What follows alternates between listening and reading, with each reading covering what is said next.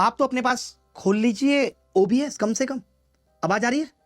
ऐसा हो ना जाए, ये ध्यान रखना नताशा गोरी चिट्टी। कब ऐसी सनस्क्रीन दे देंगे ना आपको कि गोरी चिट्टी एकदम अलग हट जाएगा। देखो भाई, मजा आएगा बहुत। अभी और भी बहुत सारी बातें करेंगे हम, ईरान के युद्ध से लेकर के ट्रंप के डांस तक और मोदी जी के बड़े बड़े बातों की, सबकी बातें होंगी। ठीक है, मैं ये कह रहा था a+b को 8 की जगह मैंने -1 लिख दिया ताकि कैलकुलेशन आसान बने, और ab को मैंने 1 लिख दिया। लिख सकता हूं, मैंने डिजिटल सम लिया है।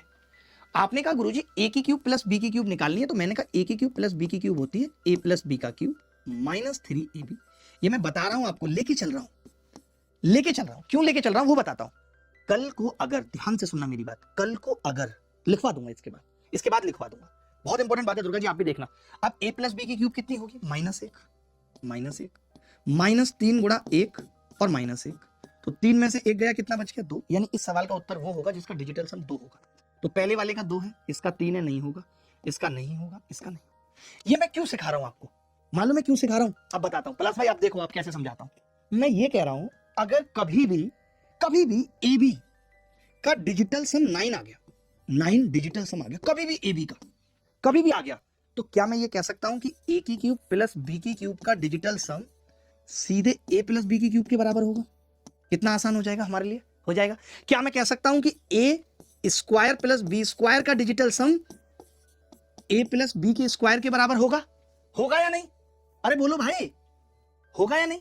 मैं ये लिख सकता हूं कि a की घात 4 प्लस b की घात 4 का digital sum a plus b की घात 4 के बराबर होगा, क्योंकि a b का डिजिटल सम 9 है। 9 मींस 0 है। बड़ी इंपॉर्टेंट बात है, आपकी तैयारी में 4 चांद लगा देगी। मैं क्या कह रहा हूं? मैं कह रहा हूं अगर यहां पे ये 9 होता, सुनना मेरी बात, अगर a b ऐसा दे रखा होता 9, 18, 27, कुछ भी दे रखा होता 72, तो मैं सीधे ये कह देता कि ये तो लिखने की जरूरत ही नहीं है, a प्लस b की होल क्यूब यानी कि -1 इसका डिजिटल सम होगा, 8 वाला उत्तर होगा। 5 और 2 7 और 1 8, सी उत्तर आ जाता।